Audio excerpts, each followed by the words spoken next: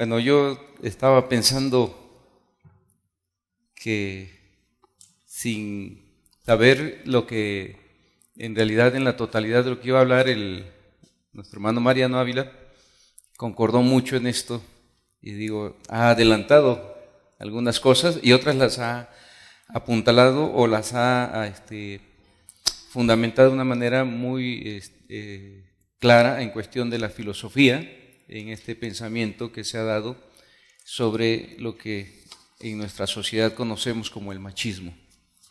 Así que vamos a hablar sobre esta parte también, pero más específicamente vamos a desarrollar algo que nuestro hermano decía, que aunque no tenía el tiempo, yo espero con la ayuda de Dios poder exponerlo de tal manera que quede claro, porque algunas de las cosas de las cuales que ha dicho nuestro hermano nos hemos reído, porque nos pueden sonar graciosas, tristemente, trágicamente, no lo son, hermanos. En la cuestión pastoral, muchas de estas cosas que hoy nos han dado risa han destruido las relaciones de los matrimonios, han destruido la relación de padres con hijos y tristemente también la iglesia desde el púlpito ha sido promotora del machismo y también en alguna manera ya estamos en estadísticas. Ustedes van al INEGI y ven estadísticas de divorcios y de otros aspectos que son problemáticas de la familia en México y nosotros estamos como parte de esto. Hace poquito me planteaban una problemática de una persona que se casó en una iglesia donde trabajaba con una hermana, y luego se divorció, tuvo un hijo con ella, se volvió a casar, se volvió a divorciar y hoy está por casarse por tercera vez. Y parece que es normal ya. Me explico. A veces estas cosas son reflejos de los valores de la sociedad y vamos a tratar de ver nosotros un poquito algunos términos para comenzar. Primero, acerca de los mitos y cosmovisión, porque estos son los elementos que conforman nuestra forma de entender la vida y de interpretarla. Pues el mito es un relato explicativo, simbólico y dinámico de uno o varios acontecimientos extraordinarios, personales con referentes trascendentes. Los mitos forman parte del sistema de creencias de una cultura o de una comunidad, la cual los considera historias verdaderas. El conjunto de los mitos de una cultura se le denomina mitología.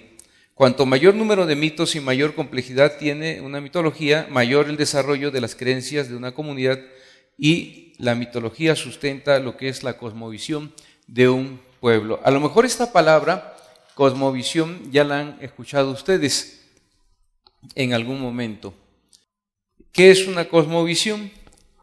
Sería o visión del mundo, es la forma en la cual nosotros nos entendemos como personas en una sociedad o cultura y esta cosmovisión está determinada por una época o suele estar determinada o compuesta por percepciones, conceptuaciones y valoraciones sobre nuestro entorno. A partir de las cosmovisiones, ahora sí, los agentes cognitivos, sean personas o sociedades, interpretan su propia naturaleza y la de todo lo existente y definen las nociones comunes que aplican a los diversos campos de la vida, desde la política, la economía o la ciencia hasta la religión, la moral o la filosofía. Así que a fin de cuentas se trata de la manera en que una sociedad o persona percibe el mundo y cómo lo interpreta. Esto, la parte de la cosmovisión, creo que se ha trabajado mucho en el tema de la teología y más en la teología reformacional. Así que creo que es un término que está bastante conocido por nosotros. Para el desarrollo entonces de una pastoral, para las familias de nuestro tiempo, nosotros necesitamos contemplar ¿cuál es la cosmovisión de las familias que integran nuestra iglesia? Pues hay elementos de una educación ancestral y moderna a la vez, digamos que se pueden estar dando ya en nuestra comunidades donde nosotros desarrollamos, puede haber matriarcado, hermanos, machismo o feminismo. Ya vamos a tratar esta parte más adelante. Ignorar que estas cosmovisiones se están dando dentro de la iglesia es tan fatal como incongruente, pues no se puede suprimir ni lo uno ni lo otro por el simple hecho de negarlo o de imponer un modelo bíblico de familia. La verdad es que nosotros podemos llegar y decir, este es el modelo bíblico, cómo debemos relacionarnos.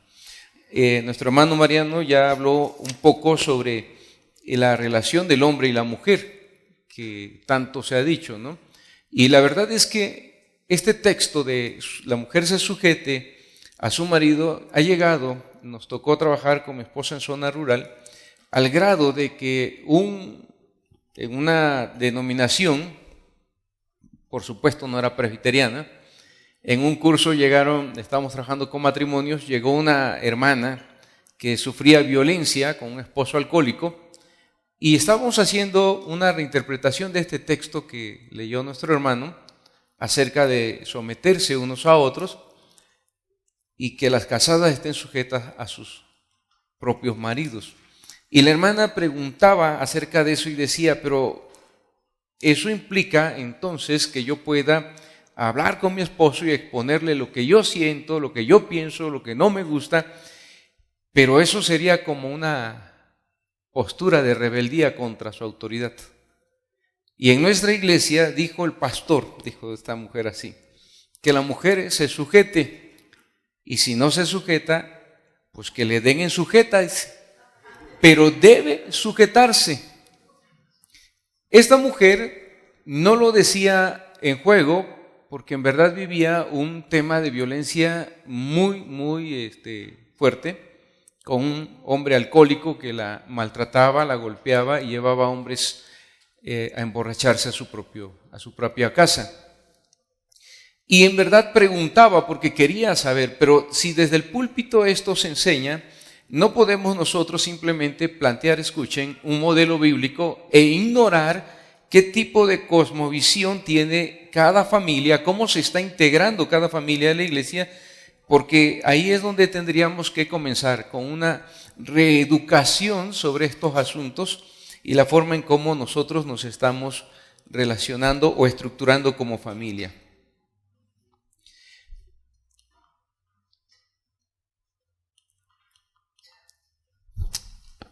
Cosmovisiones de lo familiar o de la familia. Tenemos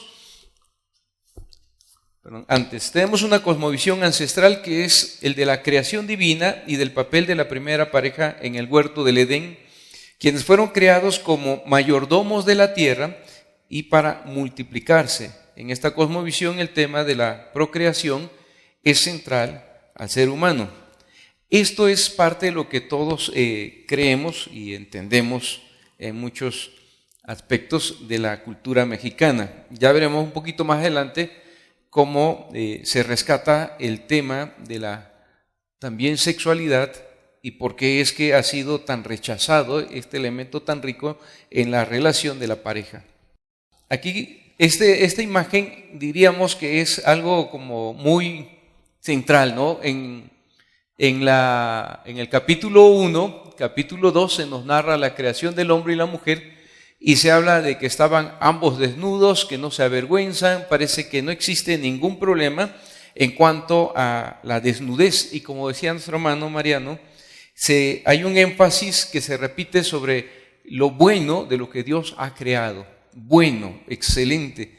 Entonces, esta parte va a cambiar después en el capítulo 3, pero también nosotros no podemos olvidar que tenemos una herencia, así como existe una colonización desde el pensamiento a través de la cultura griega, también hay una colonización que se da literalmente en nuestra nación a través del avasallamiento que tuvimos con los españoles, que por más o menos 300 años fueron afirmando su poder y destruyendo a todo lo que existía en aquel entonces. Desde la doctrina católica romana tenemos algunos elementos que darán una cosmovisión de la vida y la familia. A lo mejor algunos han visto esta película como Agua para Chocolate. ¿Quién la vio por ahí? Muy bien, ahí se recoge algo de esa dinámica de la cosmovisión de lo que es la familia y la sexualidad en el matrimonio. Hay otras más que sería bueno que pudieran los que no la han visto verlas, porque nos ayudan a comprender un poquito cómo se evangelizó y qué tipo de teología en cuanto a la familia se vivió en nuestra sociedad mexicana. Entonces aquí tenemos algunas conjunciones. Por ejemplo, el pecado original, el paraíso perdido y el papel de la mujer en esta falta cometida. Crisóstomo decía que toda la raza femenina había transgredido la ley de Dios. Tertuliano decía que la mujer había destruido la imagen de Dios, que es el hombre, y San Agustín especuló diciendo que la serpiente tentó a Eva porque no iba a poder con el hombre. Parte de lo que... Esta era parte de la visión de la teología de los padres de la iglesia. Y recordemos, como ya esto es parte de lo que habló nuestro hermano, Tomás de Aquino pues va a ser el padre de la teología católica romana, y con su visión aristotélica va a imponer también esa estructura jerárquica en la relación de la familia, pero también con un profundo rechazo hacia la mujer y hacia la sexualidad también. Esto también lo vamos a ver un poquito más adelante. Ahí la mujer tiene una condición dependiente del hombre. Estamos hablando de la teología católica romana. Su identidad entendida a partir de su función biológica, biológica, ahí falta un no. En el aspecto de la maternidad está atada a la maldición divina de tener que parir con dolor y su necesaria aceptación a una vocación de sacrificio. De ahí muchas mujeres que digan, es la cruz que el Señor me dio. Y la verdad es que el Señor no les ha dado esa cruz, pero eso es parte de lo que se va a interpretar también a partir de esta teología del dolor y del sufrimiento o del sacrificio como parte de la vocación de la mujer. Y esta sería como una visión de... hay una canción por ahí que dice que el trabajo es una maldición.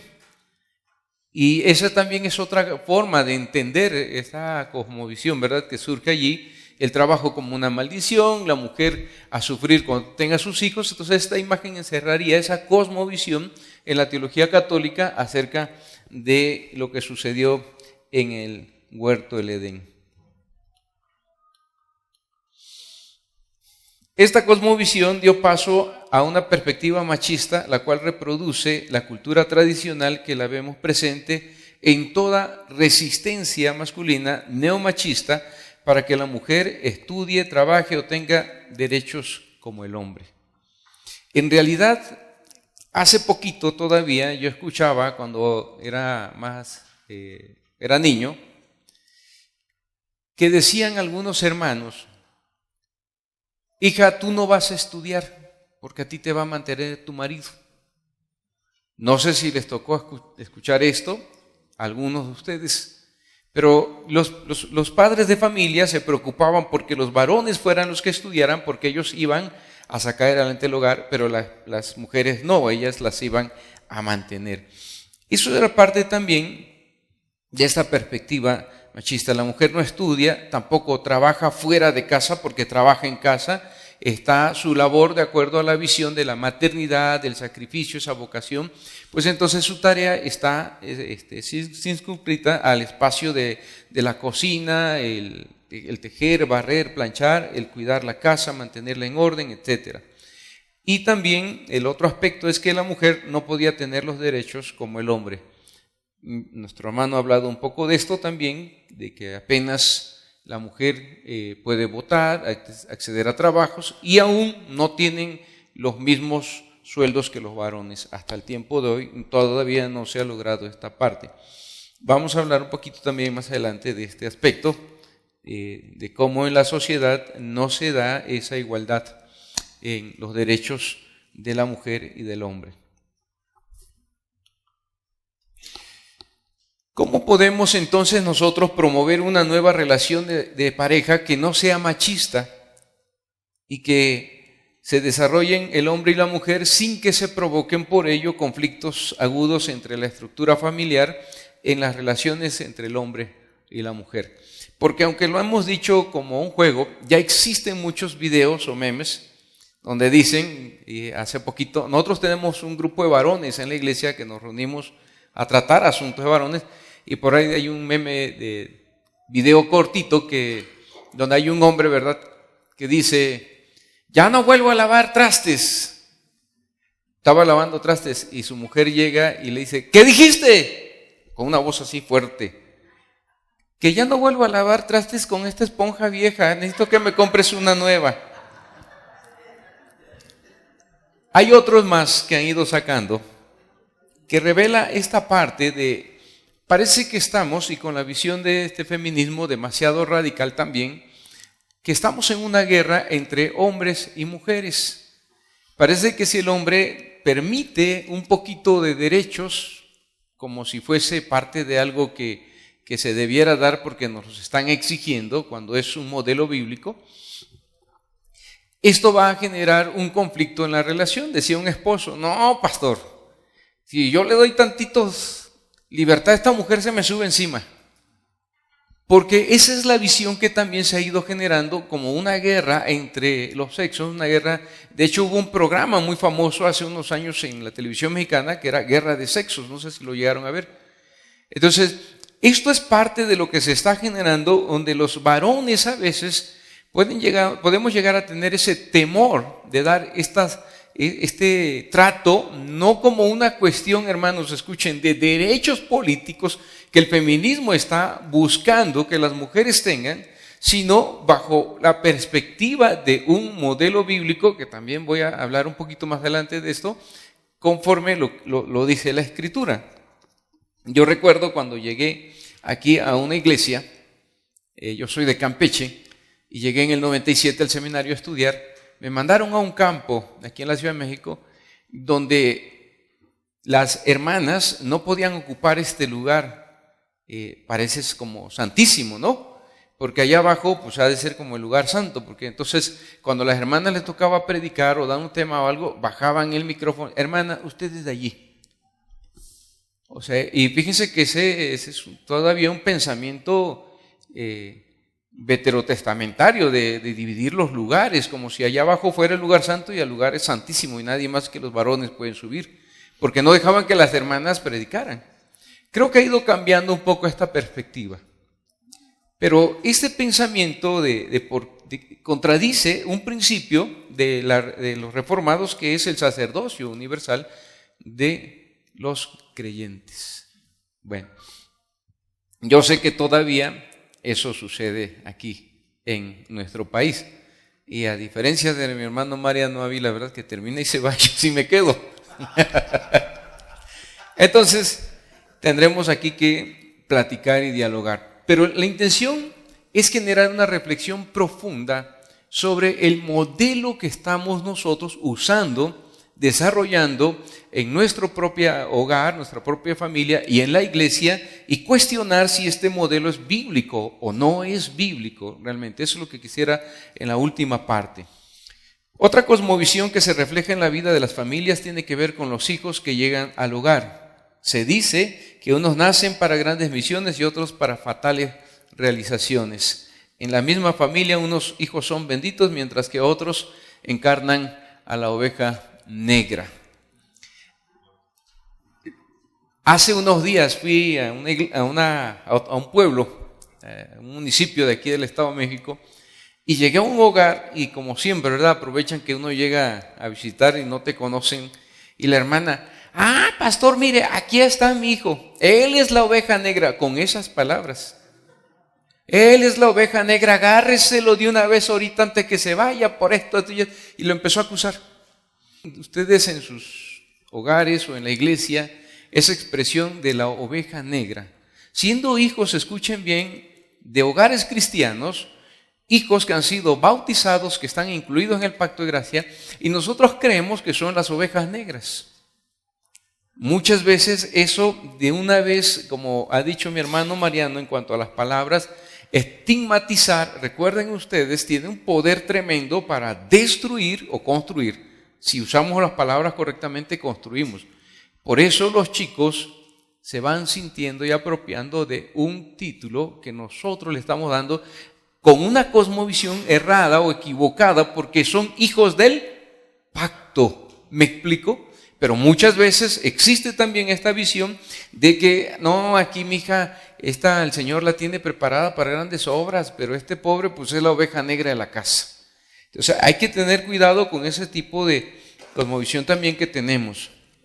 En la antigüedad los matrimonios eran arreglados por los padres, colocando los intereses en la familia por encima del individuo. De ahí se deriva el matrimonio concebido como una decisión, no como una decisión libre de los amantes, sino como una alianza concertada sobre la base del vínculo de sangre entre las familias consanguíneas. Era lo que se acordaba, ¿verdad? A ver, mija, usted se va a casar con esta familia porque habían ciertos intereses. No era una decisión libre que se tenía en el pasado, sino que las familias concertaban estos matrimonios. Y de ahí vienen los códigos también de honor de familia ligados a la historia mexicana. También en torno a dichas pautas nacidas de los vínculos de sangre vienen lo que es la jefatura de la familiar y el autoritarismo y el patriarcalismo masculino. Aunado a toda esta teología que ya he hablado de ello mi hermano Mariano. Frente a esta cosmovisión de la familia, comunidad consanguínea, aparece una nueva exaltación contrastante a partir del Renacimiento y la experiencia del amor provenzal universalizado hasta la modernidad reciente. Se consagra la búsqueda de la pareja humana basada en la afinidad amorosa para dar paso a esta nueva cosmovisión, la que viene a ser la del amor romántico. Esta cosmovisión también, en este mito, se espera sentir el dardo de Cupido descubierto en el estremecimiento amoroso, eso de sentir maripositas en el estómago, etc. Y se trata más bien de algo visceral, no de un cálculo racional. El mito del amor romántico es fundamentador de lo que vendría a ser la familia metaconyugal o metanuclear, esta familia moderna que conocemos. Si en el tiempo pasado se concertaban entonces los matrimonios y no había decisión de las parejas, en esta parte se espera que Cupido sea el que haga la labor y se decida entonces por cada uno de los que se sienten atraídos.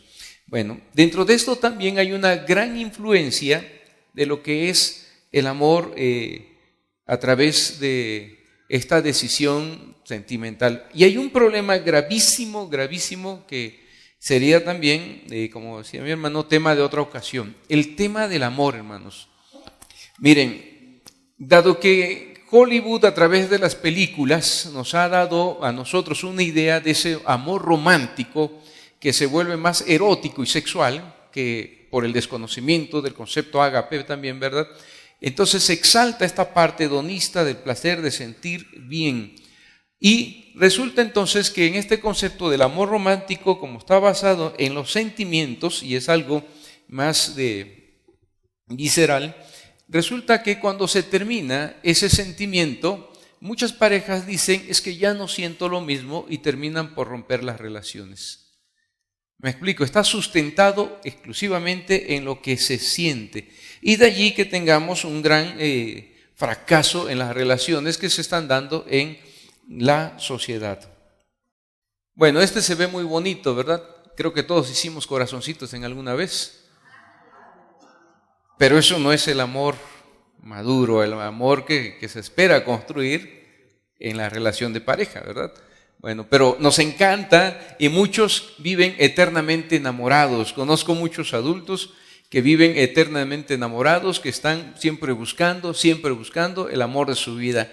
Terminan una relación y dicen, es que no era el amor de mi vida, y siguen buscando otro y otro y otro, y vamos por la vida así, porque estamos en este mito del amor sentimental.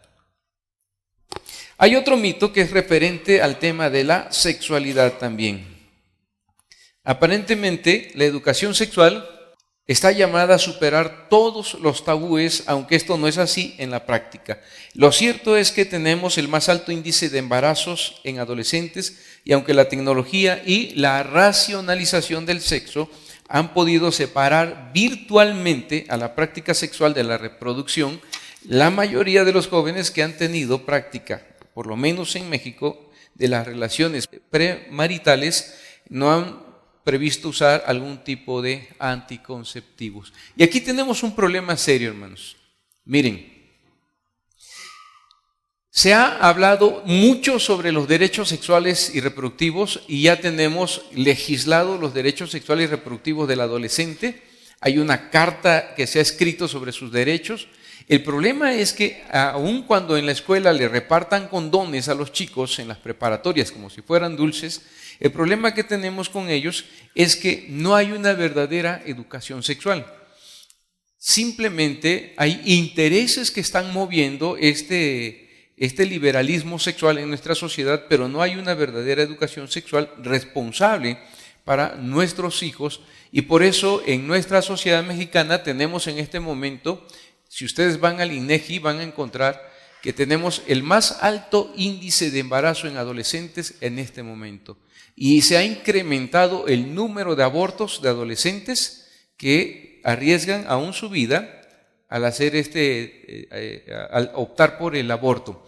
Ahora, esto es un problema serio por una razón. Miren, parece que mientras más se desarrolla la tecnología y se da más información, debieran nuestros hijos tener más sabiduría para decidir. De allí, no sé si ustedes recuerdan, hace poquito en la televisión salió un comercial que decía, salían los chicos adolescentes, tuvieron mucho énfasis en este tiempo, unos chicos adolescentes que decían, lo caliente no quita lo inteligente. Acuérdense, si alguno vio por ahí, no, lo valiente no, porque ya se lanzaron. Lo valiente no, porque ya se lanzaron. No, lo inteligente. Hubieron comerciales que hubo una campaña sobre esto, donde salían los chicos adolescentes, ¿verdad? Ahí acariciándose, y luego se paraba y decía, no, espérate. Y decía, lo caliente no quita lo inteligente.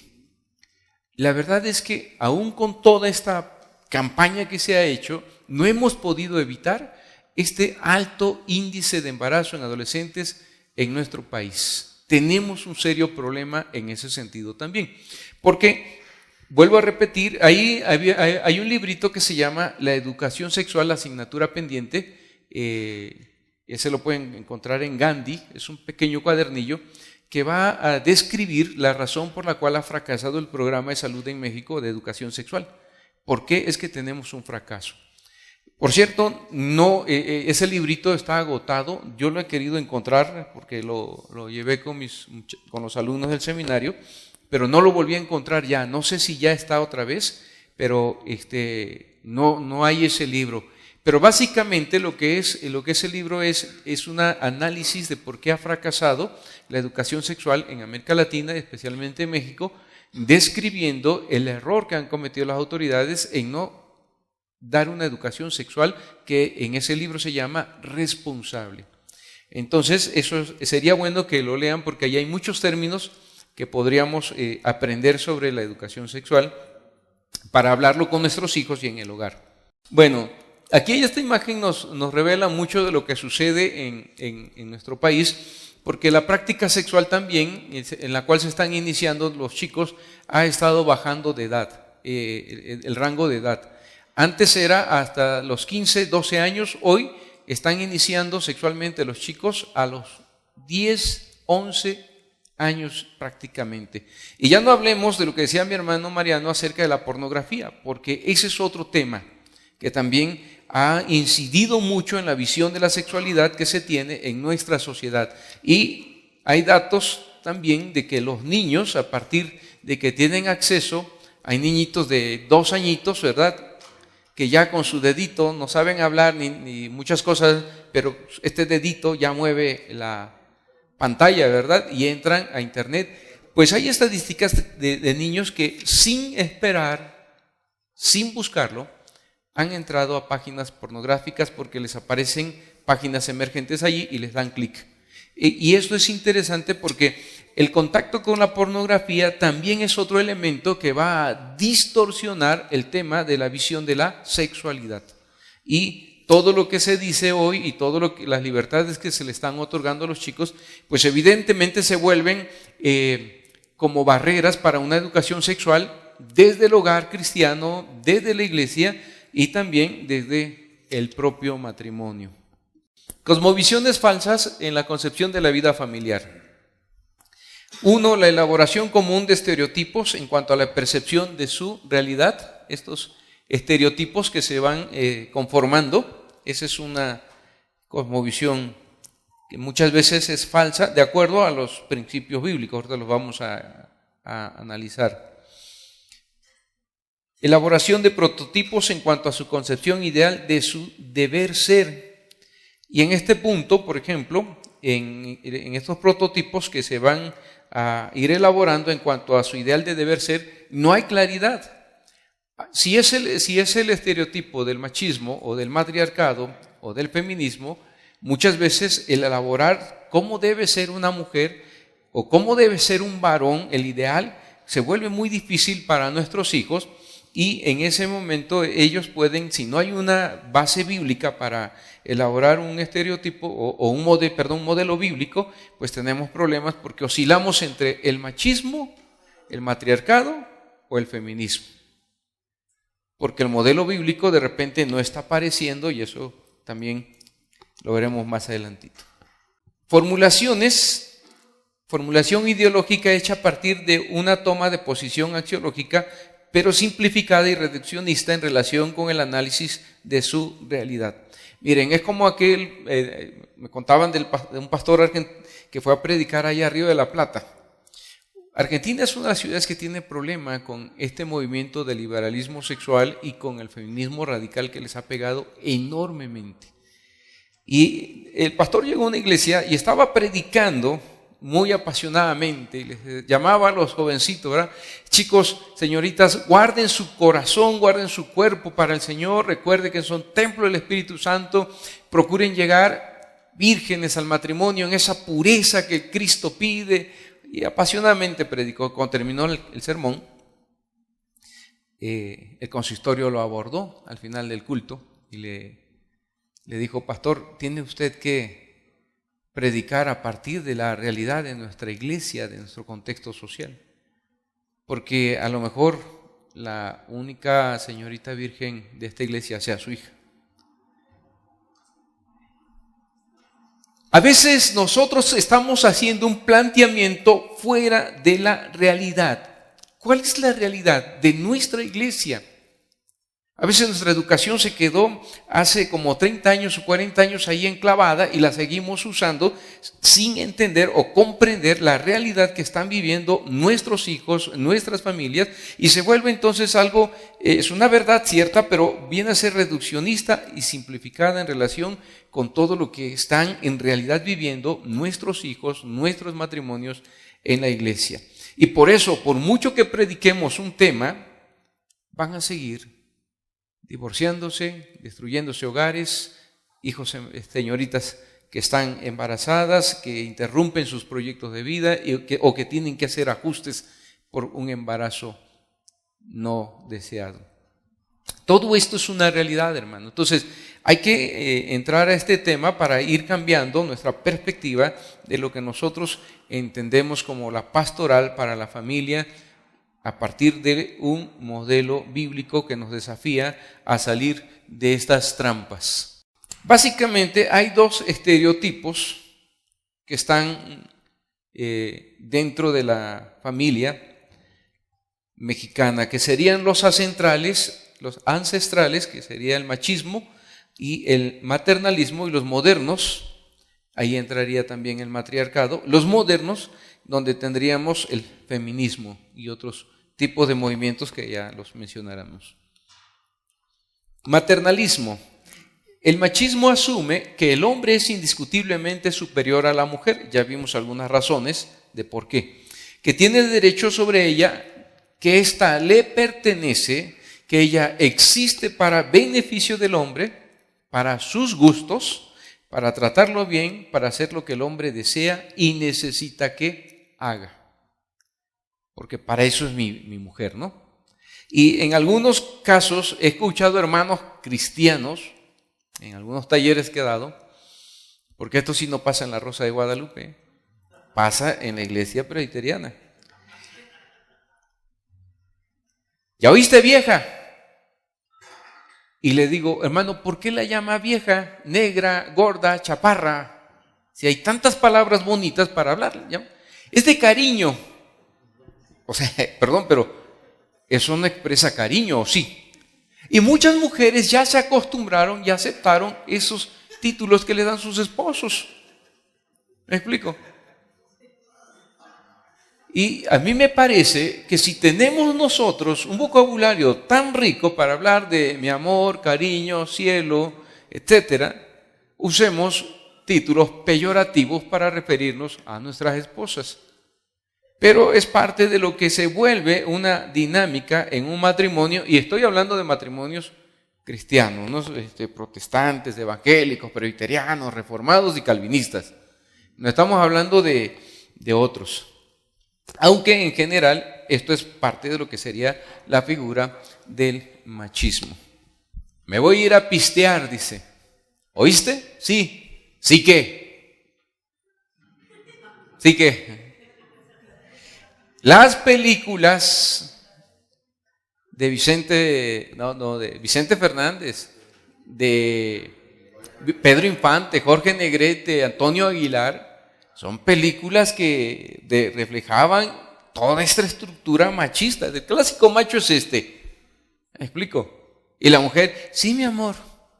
Y llévate tus pistolas por si alguien se te atraviesa, ¿no? Parte de lo, porque es el macho.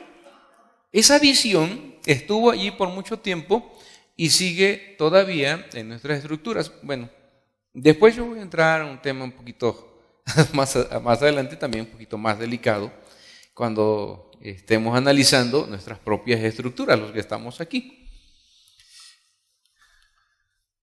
Construcción social del mexicano. También mi hermano Mariano habló ya un poquito de esta parte, que es muy importante.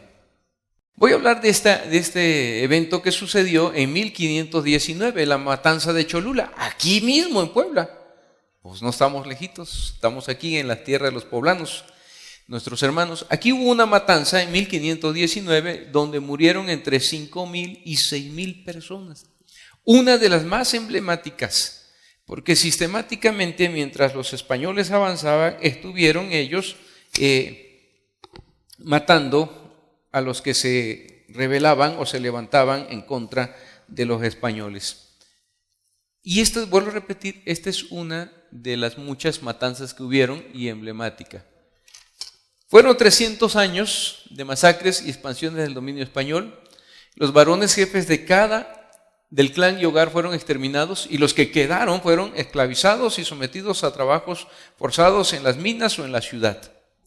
Las mujeres se convirtieron en objeto sexual de los españoles y eran prostitutas o concubinas, porque recuerden ustedes que los españoles no se podían casar con las mujeres indígenas porque eran poco menos que nada. Los niños que nacían de esas uniones o relaciones vendrían a ser los mestizos, que no eran españoles ni tampoco indios, eran personas sin identidad, desvalidos y huérfanos. Ahora, fíjense bien, matan a los varones, los españoles se quedan gobernando, toman a las mujeres como prostitutas o como concubinas y todos los hijos nacidos, pues son hijos sin padres. Vienen a quedar en un sentido de orfandad, sin identidad. ¿Por qué? Al final, ellos admiran a su papá español, pero a la vez lo odian. O sea, no hay un vínculo paterno en estos niños que van naciendo, que vienen a ser los mestizos. Este sentido de orfandad, aunado al sentido de orfandad universal, porque todos venimos a ser huérfanos después de la caída del ser humano, pues tenemos una doble situación de angustia existencial, por lo menos en nuestro país y en América Latina, en cuanto al varón, cómo se define, porque no tiene padre, al fin y al cabo no sabe cómo conformar su propia identidad el mexicano. Los que tenían la fortuna de ser reconocidos por sus padres españoles, entonces llegan a esta parte de este odio y vendrían a ser después los que se van a sublevar o rebelar también contra las propias familias españolas. El mestizo crece con una inseguridad por una relación no sana con la figura paterna. Esto lo lleva a sentirse en un estado de orfandad, por lo que para afirmar su hombría se vuelve agresivo, prepotente y busca tener muchas mujeres. Es parte de la carencia que él tiene, entonces de alguna manera tiene que afirmar todo este vacío que él siente, esta inseguridad que él tiene, y lo hace a través de estas características. Entonces, estas características ya son los que van a venir a reflejarse en el estereotipo del machismo. Una persona agresiva, prepotente y que tiene muchas mujeres. Esta conformación va a dar paso al estereotipo mexicano del macho. Y el machismo podríamos definirlo así. El machismo asume que el hombre es indiscutiblemente superior a la mujer, tiene derechos sobre ellas, le pertenece, ella existe para el beneficio del hombre, para sus gustos, para tratarlo bien, para hacer lo que el hombre desea y necesita que haga. El hombre es distante de sus hijos, un padre remoto que no opera en la mayoría de los casos como un verdadero padre, y los hijos se sienten muy separados y distantes de su padre, y esto los lleva a un sentido de orfandad. Entonces se va replicando esta parte. Y bajo el sistema del machismo, las mujeres, fíjense, esto es importante, bajo el sistema del machismo, las mujeres son sufridas, viven frustradas, tristes y solamente toleran a sus maridos, pero no los respetan porque ellos no se hacen respetar, no se conducen de una manera digna de respeto. De allí que exista un mito de que el varón es el que manda, porque como no tiene una calidad moral, porque es infiel, porque tiene mujeres fuera de casa, o el clásico, ¿verdad?, ejemplo del que yo he escuchado, cuando dicen, todos tenemos una casa chica, pero la casa grande se respeta. ¿No lo han escuchado? Hombres aconsejando a otros hombres, oye, no seas tonto, ¿cómo crees? No le falta el respeto a tu mujer. ¿Cómo te vas a ir ya con esa? Pues esa no es tu mujer, aquí está tu casa grande, se respeta la casa grande. Estas ideas se han ido perpetuando y esa visión ha permitido que el hombre sea proclive, juntamente con todos estos antecedentes, a la infidelidad marital. ¿Me explico? De allí que casi en la mayoría de los casos en el pasado estamos pastoreando, los pastores estamos atendiendo casos de infidelidad de varones. Pero les digo algo, en estos últimos años yo he estado pastoreando más casos ahora de mujeres que están siendo infieles por la nueva ideología del liberalismo que está surgiendo y que es otro problema, también hay que abordarlo. Entonces, tenemos estos estereotipos que están realmente enmarcados allí. Y yo les digo, a lo mejor a algunos de ustedes les tocó los que estamos aquí. Porque como decía mi hermano Mariano Ávila, de repente el macho que traemos allá, pues no se ha muerto. Sigue vivito y coleando y de repente quiere salir a gobernar y muchas veces sin un ejercicio como el que estamos haciendo en esta ocasión, a través de lo que nuestro hermano ha expuesto y un poquito esto, sin un ejercicio no podemos darnos cuenta de los estereotipos que nosotros estamos replicando. Cuando yo tenía 15 años, hace un poquito atrás, mi papá quería llevarme con las muchachas. Y mi mamá, yo creo que fue una de las batallas más épicas que vi entre mi papá y mi mamá. Mi mamá se echó un round con mi papá, porque mi mamá es presbiteriana de toda su vida, misionera, y entonces, pero se casó con un hombre no creyente, o que por lo menos dice mi mamá que le dijo que sí era creyente. Yo creo que nada más para ganársela, ¿verdad? El caso es que mi papá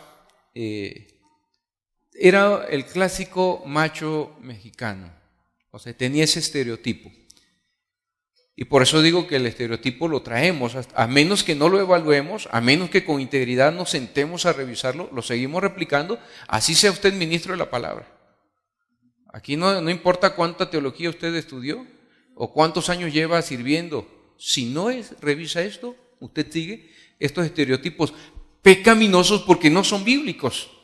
Y lo digo, yo los repliqué hasta que tuve que entrar a un curso, a una evaluación con mi esposa para poder romper con esos estereotipos. Y entonces mi mamá se echó un round con mi papá, pero tremendo. No te los llevas. Y digo, y gracias a Dios, mi mamá ganó el round. Si no, hubiese yo terminado con más problemas. Pero me generaron muchos problemas el hecho de que mi papá pues, veía pornografía. Y a los más o menos 12 años, 11 años creo, nosotros somos 7 hermanos, 3 varones, 4 mujeres. Llegó el momento en que yo estuve en contacto con la pornografía a los 11 años. En ese entonces eran los discos VHS, los beta, los grandototes, esos de cintas. No sé si se acuerdan, los que se acordarán. Y todo este tipo de situaciones va generando un conflicto muy grande para conformar tu figura como padre de familia, como esposo, desde un modelo bíblico que yo no conocía. Y no ha sido fácil, yo confieso, para mí no ha sido nada fácil estructurar mi paternidad desde un modelo bíblico y mi tarea como esposo. Ha sido una situación que la hemos llorado, la hemos sufrido, y Dios ha sido bueno porque nos ha puesto recursos y personas que nos han ayudado a ir saliendo de estos estereotipos pecaminosos. Pero a lo mejor a ustedes les tocó, hermanos. Y el desafío que tenemos es que la iglesia no se puede volver agente transformador de la sociedad si la iglesia, si la familia, las familias que conforman la iglesia siguen replicando modelos pecaminosos. Mi padre llegaba a casa, corríamos los hijos, le desatábamos los zapatos, el otro ya traía la chancla, mi mamá está calentando la comida, las tortillas, porque todo tiene que estar así, miren, y a la hora que él quiere. Cuidadito no esté. Si estaba demasiado caliente, muy salado, era para que se lo echara en cara a mi mamá. Mi papá era un hombre golpeador. Entonces, toda esta estructura, evidentemente, uno la va internalizando. Uno no quiere ser lo que fue su papá, pero les digo algo, uno termina replicando esos modelos. Y como dijo mi hermano Mariano, yo nunca le he levantado la mano a mi esposa, nunca la he insultado. Pero no es necesario para que usted la destruya. Las actitudes de un macho son destructivas como no tienen idea. Yo recuerdo cada domingo íbamos a Tizapán de Zaragoza, ahí estaba la misión donde trabajaba con mi esposa, la congregación. No había un domingo que no iba por el metro ella llorando. Y luego yo me sentía mal y le pedía perdón. Pero hasta que no entramos a un curso en la comunidad teológica, en el Diplomado de Psicología Pastoral, un curso que los que tengan oportunidad que estén en la Ciudad de México, yo les invito a que lo tomen. Dentro del Diplomado de Psicología Pastoral hay una materia que se llama Ciclo Vital del Hombre. La hermana Raquel Cantú nos dio esa materia. Allí me ayudó a descubrir todos estos estereotipos que yo estaba replicando y que no son bíblicos y que finalmente, aunque usted diga que es un siervo de Dios, usted los puede estar replicando en su hogar. Estamos en el machismo ahorita. Más adelante hablaré del matriarcado, así que no se preocupen. A las hermanas también, no crean que no. Hay hermanas que se las gastan, Vamos a un receso y luego terminamos. Seguimos más adelante.